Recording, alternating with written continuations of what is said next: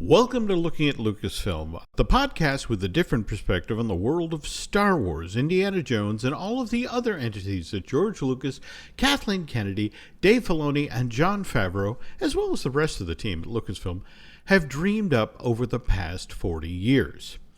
I'm entertainment writer Jim Hill, and my co-host Brian Gaughan and I are recording this week's show on Monday, October 3rd, 2022. 4 weeks out from Halloween now. Yeah, I can't believe it's October already. Just, everything's just flying. Yeah, and this time last year, we were into second season of Mandalorian, so a lot of Grogu costumes out there. Any thoughts as to what this year will be the go-to Star Wars outfit? Well, I do think there'll be a lot of Boba Fett and his partner, Fennec Shand. I do think that, and we might get the other Wookiee. Yes, is it the name that? Yeah, exactly. But no, I think there's going to be a lot of that. There will be clever people. I mean, if you're clever, you'll dress up as the biker gang, the cyber biker gang. That could be fun to do if you're in a group. But I'm sure there's going to be a lot of different. I mean, but for selling wise, there's just going to be a lot of Baby Yoda, Mandalorian, and Boba Fett, I think.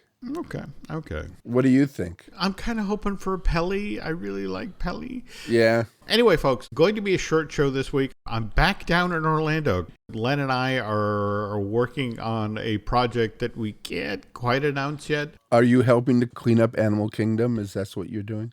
Interesting you say that. I was in the Magic Kingdom today, and that was in good shape.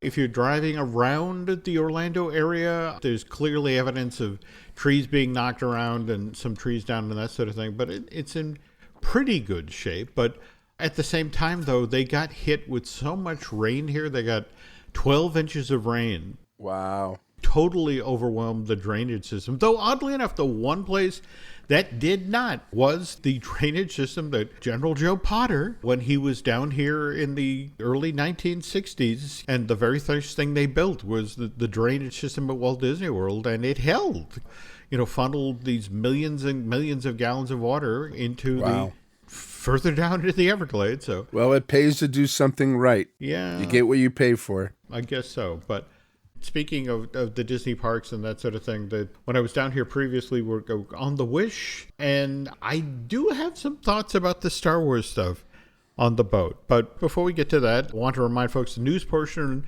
of this week's episode of Looking at Lucasfilm is brought to you by Storybook Destination, trusted travel partner of the Jim Hill Media Podcast Network. For a worry-free travel experience every time, please book online at storybookdestinations.com. Okay. When the Wish was being built, one of the things that people kept talking about was the Hyperspace Lounge. That's the adult lounge, right? Well, I saw a good number of kids in the Hyperspace Lounge. Oh. The gimmick of the Hyperspace Lounge is every 10 to 15 minutes or so, the big window in the room, which is a panel of video screens, jumps to hyperspace, and you are then looking out at a different Star Wars location. And on paper, this is a wonderful idea. And I do have to say that when you are in the space and the ship is moving and you have that rumble of the engines, it's very convincing. However, the lounge itself is, I want to say, maybe 20 foot deep and 50 feet wide. So it's not a whole lot of space. And, well, the thing is, the Wish holds 4,000 people. Wow. So what they do to try to get as many people as possible in, they put a 45-minute limit on, your time spent in the Hyperspace Lounge. And the big to-do about this just prior to the launch was the $5,000 drink that you could get in there. Right. That was served in the ice cream maker from Empire. Did you see anybody that get that? Well, no, because I spent a total of 10 minutes inside. Oh, no. I have to say that once you got inside and once you stared at the screen and saw how kind of underwhelming the space was, it was like, I don't know if I need to spend the whole 45 minutes in here. Okay. Well, did they have food? Did they have drink? I mean, what was the menu like? When I was in there, and it was right across from the Bayou Lounge. And whenever the Bayou Lounge would have music, or they did things like they taught classes about how to draw Disney characters, that sort of thing, the line would die down to get into Hyperspace Lounge. It would go from 10, 15, sometimes 20 people standing in the hallway patiently waiting for their chance to get into the lounge, to just 2 or 3. And so, was able to blip in. And the films that were presented on the giant screen behind the bar were really cleverly done. And if you were paying attention, you could recognize the vehicles being used, which were, signature vehicles for select, certain Star Wars characters. And it was just sort of so underwhelming. Basic. Yeah, and it's just sort of like, wow, okay, welcome to my rec room that I sort of themed like Star Wars. So I guess I will have to give it another try. And you have to get in with 4 people and buy that $5,000 drink. No. And while we're talking about things that were kind of underwhelming, I'm in kind of a weird position. I don't think a lot of people actually ever get to do this, but because of D23 being so close to the Disney Dish and the Disney Wish, I got to experience Rise of the Resistance on the West Coast within a week to 10 days of experiencing the East Coast version, the one at Disney's Hollywood Studios. Oh, cool. Not cool? Well, no, you West Coast folks get the better deal. Your version of a Rise of the Resistance was in far better working condition. A lot more of the effects, whether it was the Kylo Ren figure that appears at the end and then gets almost sucked out of the ship. Likewise, when you sneak through the gunship portion of the vessel as you're trying to get to the drop thing, virtually everything was working. Where on the East Coast, a lot of effects that not working. Now, mind you, they were still running the attraction at full capacity, and as they do at Walt Disney World. In fact, that's kind of Walt Disney World's dirty little secret, is that they will run the attractions out here until they just can't run them anymore. Then until so many effects are broken that it's like, well, we have to close. We have to fix them. Well, do people notice that? I mean, if you've never been on the ride before, would you notice that something is missing? Nancy, who is not theme park crazy like myself, got off the East Coast version of Rise of the Resistance and was like, wow, that's a lot of broken effects. And so for a Nancy to have noticed that says a lot. But the thinking at Walt Disney World is where, at Disneyland, 70% of the folks who come to Disneyland come from less than 100 miles away. So right. The thinking is, okay, they can always come back. They could always come back. Whereas the folks who come to Walt Disney World, it's supposedly the once-in-a-lifetime trip. So, we got to keep this thing open. Is that one reason why they don't do the holiday, the Haunted Mansion? So interesting you mentioned that, because just today I was talking with somebody, because, of course, they're getting the Hatbox Ghost next year. Cool. Finally, that one comes out here. And I was flat out told that the reason that they finally decided to make that decision is someone in Anaheim shared how much money they were making off of Hatbox Ghost merch. And it's like, let's do that. And also, one of the other reasons that they said that they could do this is this was a relatively quick drop-in. They could put that effect in. They could shut the attraction down for a week and have that loaded and fire it up again. Whereas I got somebody senior at the resort who told me, we're never, ever getting Haunted Mansion Holiday out here. And that, again, is because it's a 6-week load-in and it's a 3-week load-out. Yeah. And it's just sort of like, that means shutting down one of the most popular attractions in the park for 9 weeks total. And it's like, no, we can't do that in Florida. People would riot. Yeah. to see. Well, I know this is getting a little off track, but I do have to ask this. I rode Haunted Mansion on my 9th birthday, which was August 10th, 1960 or 1969. Yep. So did they have Hatbox Ghosts in the second day it was open? The reason I ask is I don't remember the ride because I was so afraid. All I did was bury my face in my dad's stomach because I could not. I was so terrified of that thing. Of course, afterwards I was fine, but I just wondered if the Hatbox Ghost was in there the second day it was open. Hatbox was in there. Okay. You know, now, mind you, the reason that Hatbox got pulled out of the attraction is the effect where it was in the building just was not working the way Disney had hoped. He was directly across from the bride in the attic, and with each beat of her heart, his head would disappear and appear in the Hatbox. And the technology just was not there to pull off the effect. And evidently, in order to get it dark enough so the head would disappear under the hat and appear in the Hatbox, you couldn't see the figure. But again, if you hammer on Google hard enough, you can come up with this home movie that does, in fact, show the Hatbox Ghost in there. Okay. Well, at least I know that I was in the presence of the Hatbox Ghost, even though I didn't see it. I've had it explained to me that this home movie was taken from the cast member previews. Oh. And that by the time the general public got on the ride, the Imagineers had sort of resigned themselves to the fact that this isn't working the way we hoped. And so they jerk it on out. By the way, the just recently, somebody reached out about the East Coast version of stuff that disappeared out of the mansion in either the before it opened or in the early weeks of operation. But there's a slightly different setup in Florida. You get into the load area and then they take you up to the second floor, and they have an Escher staircase set up there now, but it used to be you'd pass by these giant spider webs. But what supposedly put this moment over the top is these giant spider webs with these giant spiders in them. And there was clearly a human body that had been spun up in the web.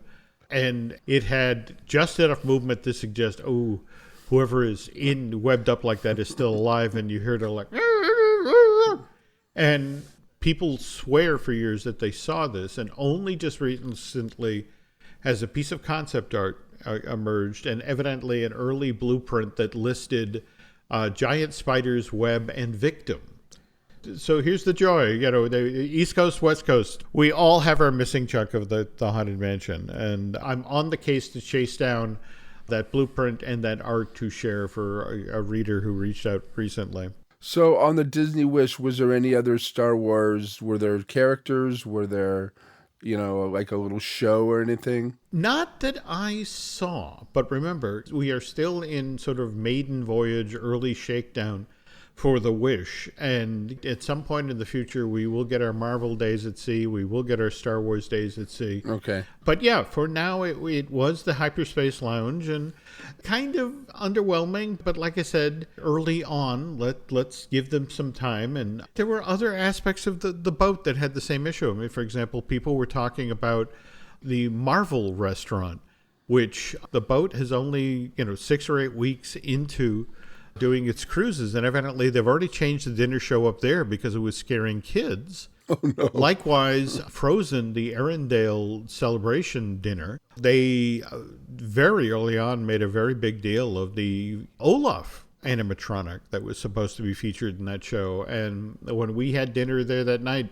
no Olaf. Somebody may have taken him out on deck and he may have melted, or they're technical something, But again, it's just... You're going to have to tell Josh Gad that you didn't see his performance. I don't. He's going to be sorely disappointed. I don't want to disappoint Josh. So, but again, Mr. Gad was at the most recent D23, named a Disney legend. And also remember at the D23 Expo, we got to see the Indy 5 trailer, which supposedly leaked over the last day or so. Well, you got to see it. I tried everything to get in there, but I couldn't get into that one. And they didn't have any recording to that. But I mean, you can see some things online, but I haven't seen the trailer yet. So tell us about the trailer.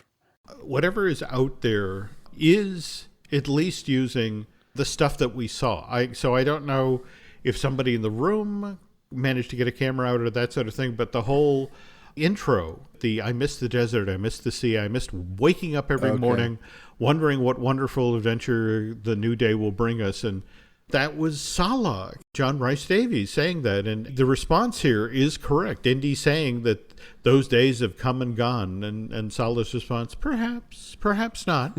So it's like, it's got the major beats of what we saw in the room that day. And well, how long was it? Was it just like a minute and a half? It was standard trailer length. I want to say just shy of 2 minutes. And the Mads Mikkelsen line to the effect of, who is this man? And the effect of, I'm her godfather. So it's for the Phoebe Waller-Bridger character, which, Helena? Is that the name we remember?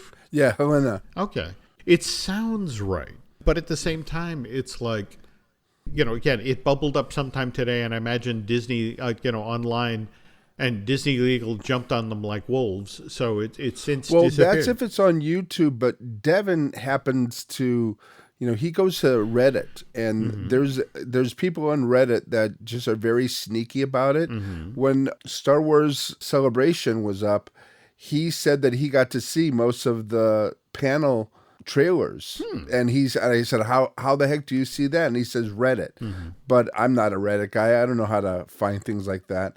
I don't know the secret password or the secret handshake. So based on the description, it certainly sounds like what I saw in the hall. Yeah, but trying to find it again to confirm that, it has been tough. So while we're talking about Mr. Ford, what do you make of this Thunderbolt story? Well, I saw a picture, and he sure looks like Thunderbolt. He sure looks a lot like what William Hurt looks like. And I think it would be great. I mean, that he said he was Harrison Ford said he was going to retire from Indiana Jones, right? But this would be a great thing for him to do. And then plus, doesn't Thunderbolt become Red Hulk? I guess we need to explain. The rumor that is currently making the rounds right now is, of course, we lost William Hurt earlier this year. Of course, he'd been playing General Thunderbolt Ross in the MCU as far back as The Incredible Hulk. And the MCU wants his character to continue. And as the story goes, Ford has supposedly been approached about being the recast, so to speak, picking up where William Hurt left off. And evidently there's a handshake deal in place with Kevin Feige, head of MCU. But supposedly Kathleen Kennedy, the head of Lucasfilm, asked that this news not be shared at the D23 Expo because she felt that the focus with Harrison should be on Indy 5, which arrives in theaters June 30th, 2023, whereas the Thunderbolts movie doesn't show up till a year and a month later, July 26, 2024. I guess I can buy that might be Kathleen Kennedy's take on this, that she wants his moment in the sun to be his hail and farewell as Indy.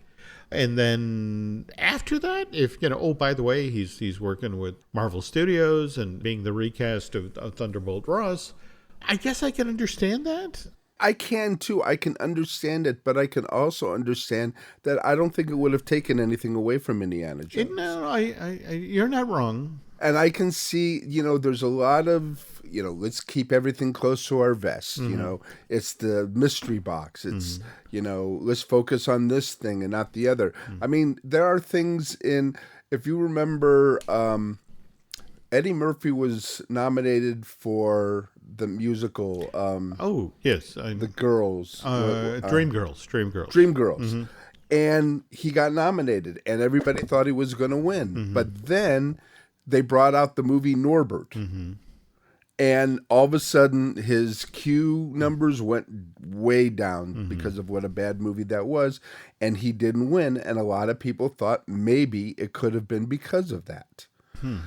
So in that same vein, let's not take the spotlight off of Indiana Jones and put it on something that is only a handshake. Interesting point. Interesting point. But at the same time, this is what the internet thrives on. Silly news that might not be true. I mean, for example, another Star Wars related bit of info. I mean, Christian Bale just got asked in the last week to 10 days if you were going to be in the Star Wars universe, what would you do? And well, can you tell folks what Christian decided he wanted to be if he had the opportunity? There's a funny meme-like thing where one of the stormtroopers is going through a door and he hits his head. And you can see it. It's from, I believe, New Hope, and you can see it very quickly. And I don't even think people saw it until maybe years after the movie came out. So when they asked Bale, what would you like to be? And he goes, I'd like to be that guy. I'd like to dress up as a stormtrooper, walk through a door, and hit my head. There's supposedly a documentary out there where Star Wars aficionados have tried to track down who was the extra who was in the stormtrooper outfit for that shot, and they were never able to actually track down who this gentleman was. But flip side, though, of course, after Christian's answer, the Star Wars community then began, but if we could get Christian Bale, who should he play? And I had read somewhere that someone had suggested Thrawn. People were talking about, because, of course, Ahsoka is getting close to coming out, and they're announcing more and more actors into it. And on people's wish list was always Lars Mikkelsen, Mads' brother, who is the voice in Rebels. But now people are talking of Christian Slater, and I think there's more than just the rumors out there. I think there was something that was said to somebody else. It's more than just a wish list. I think it's more of a rumor. Interesting. Okay. All right. Well, we'll tell you what, folks. That's going to do it for the film side of the equation. But when we get back from the break, Brian and I, of course, will discuss episode 4 of Andor and some other Lucasfilm properties that are headed our way on Disney+. Wish you could become a morning person? You know the type, up before the sun, early morning runs, first one to the office with donuts and a smile. How do they do it? Easy. With the new Galaxy Watch 8, sleep tracking and personalized insights from Samsung Health help you improve so you can wake up to a whole new you. One who, dare I say it, skips the snooze? It's possible. Train your sleep with Galaxy Watch 8. Learn more at Samsung.com. Requires compatible Samsung Galaxy phone, Samsung Health app, and Samsung account. The family that vacations together stays together. At least, that was the plan. Except now, the Dastardly desk clerk is saying he can't confirm your connecting rooms. Wait, what? That's right, ma'am. You have rooms 201 and 709. No, we cannot be 5 floors away from our kids. The doors have double locks. They'll be fine. When you want connecting rooms confirmed before you arrive, it matters where you stay. Welcome to Hilton. I see your connecting rooms are already confirmed. Hilton, for the stay. Does it ever feel like you're a marketing professional just speaking into the void? But with LinkedIn ads, you can know you're reaching the right decision makers, a network of 130 million of them, in fact. You can even target buyers by job title, industry, company, seniority, skills, and did I say job title? See how you can avoid the void and reach the right buyers with LinkedIn ads. Spend $250 on your first campaign and get a free $250 credit for the next one. Get started at linkedin.com/campaign. Terms and conditions apply. Sadly, when this show goes live will be Wednesday, the 5th. And there'll be the 5th episode of Andor, which Brian and I will not have seen at this point. But 4 definitely moved the story along. What was your take on this? You can definitely tell that it's a different arc. And then when you think about it, the first 3 episodes kind of just ended one arc. You saw continuations like the one company I don't know, lieutenant or something, that it was like he was fired. We don't know if he was fired, if he was reassigned, but we saw him going home to mother, which was very strange to me, because I don't know if we've ever seen anything like that in the Star Wars universe, where somebody, that supposedly should disappear, now they have a new story that they're going to have. So I don't know, is he going to become part of the Imperials? But he's going to be a character that is going to be continuing through or else they wouldn't have introduced this new story about him. I do not think you are wrong. I mean, again, I think that Mr. Gilroy, who's writing and directing Andor, is very much a constructionist, and the Cyril Karn character that Kyle Soller plays is one of the only people who's had, well, not necessarily a face-to-face encounter, because remember, Cassian basically held a gun to the back of his head and got the information he needed, but he's one of the only people who's actually dealt with Cassian. And I let me make a prediction here that the heist that we're seeing set up is successful. And as a direct result, the folks in the Empire, particularly the Dedra Miro character, the one who was angling to get in the mix to investigate this, the Empire is going to be looking for Cassian Andor on the heels of the success of this heist. And so they're going to be looking for people who've had dealings with him.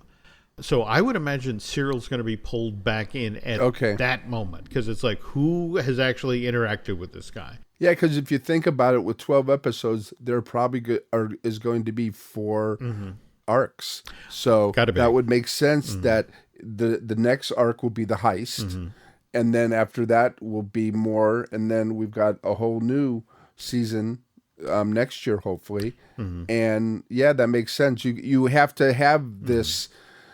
And that's something funny you never see. Whenever you see a heist film, like where Eagles Dare and stuff like that, you never see what happens at the end or after the end. You never see the follow-up. This should be really interesting. And remember, the whole conceit of season 1 and season 2 is that it takes us right up to the start of Rogue One. And so we are episode 4, soon to be episode 5. Right. So we are still putting the chess pieces down on the board.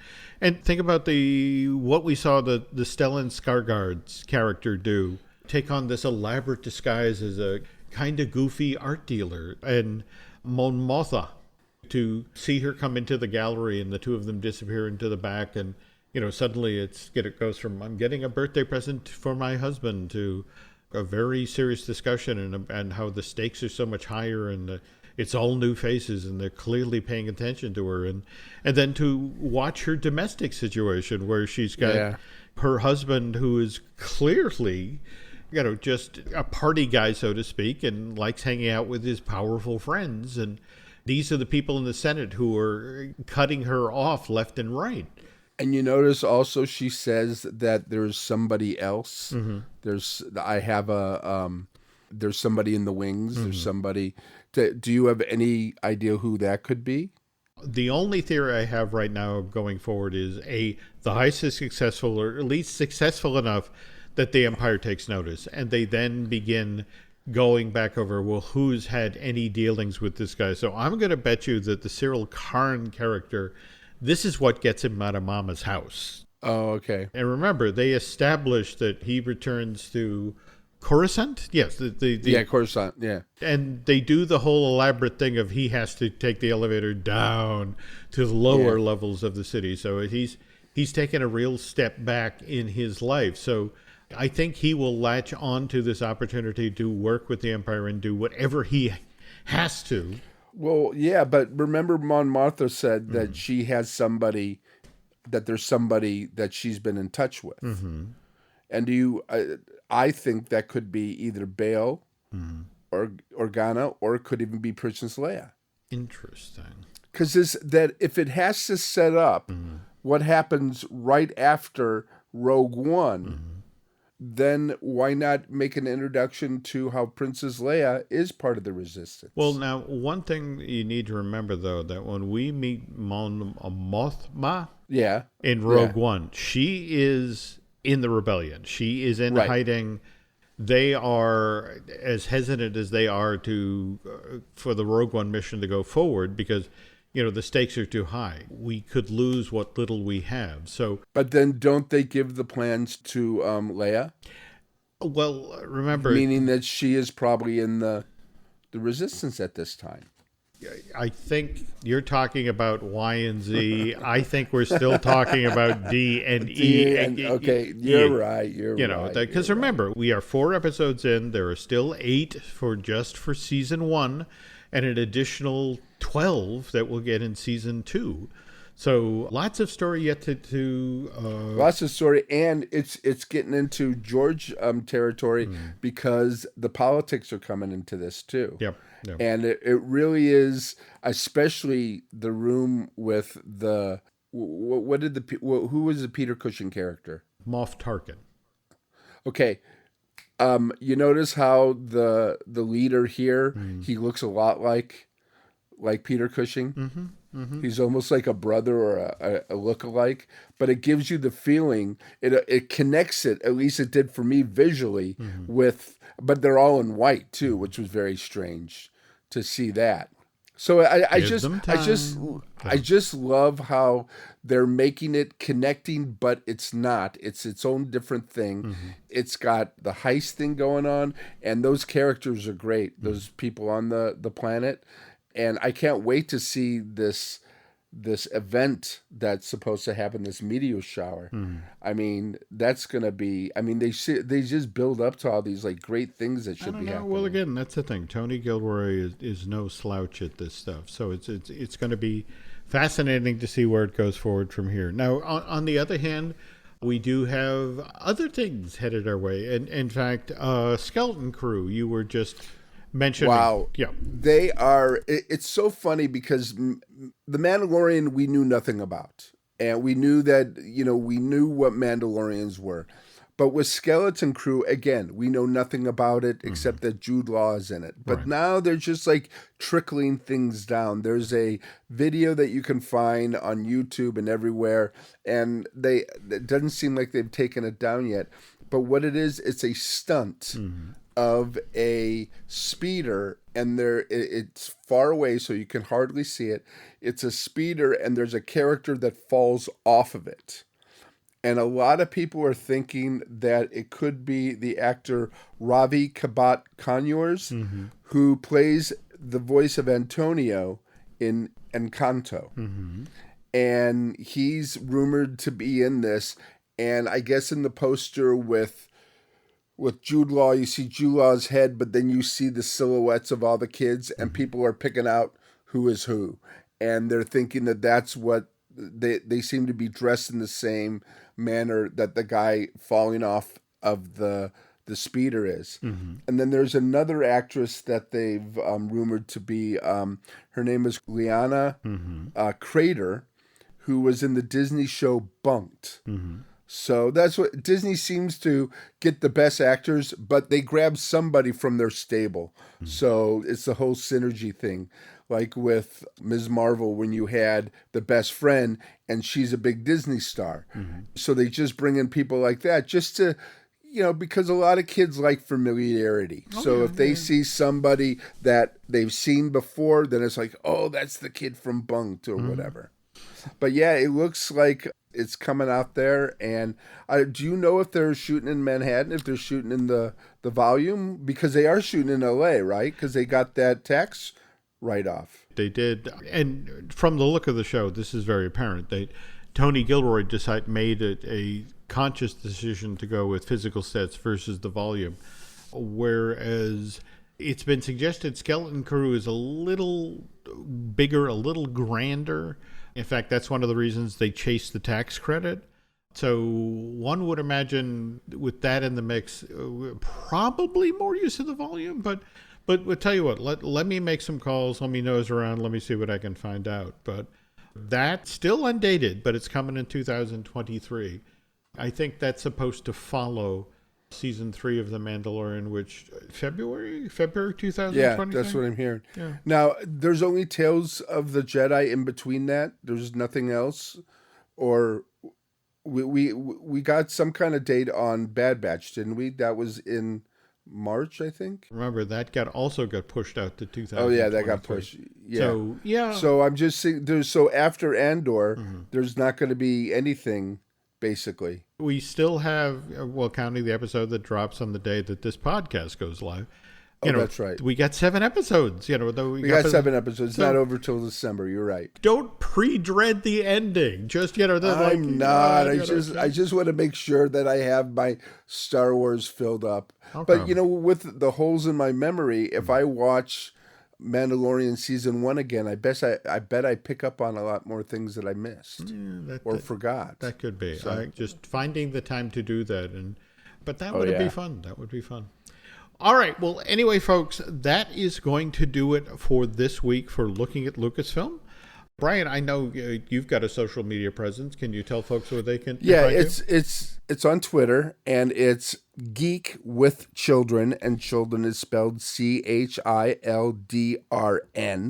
And I put up some things that I'm interested in and some things I see around and things like that on that. You can find me on Instagram and Twitter as Jim Hill Media, and over on Facebook as Jim Hill Media News. Beyond that, we have a couple of other podcasts here that if you want to listen to that might be fun. We've got, of course, The Mothership, Disney Dish with Len Testa. We have Fine Tuning. We have Marvelous Disney.